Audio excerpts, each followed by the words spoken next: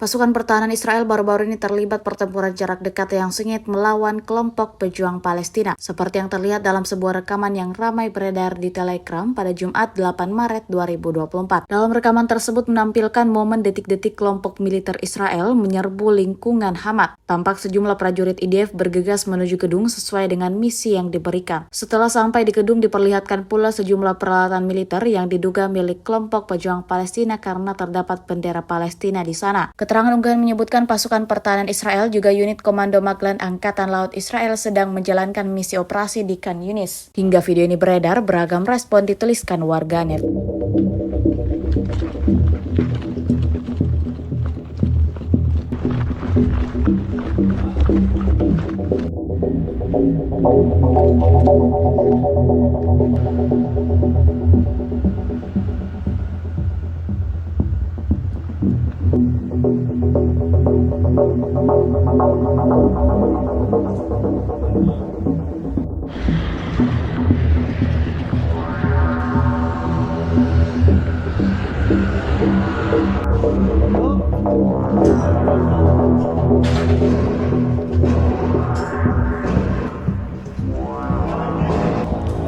Yes.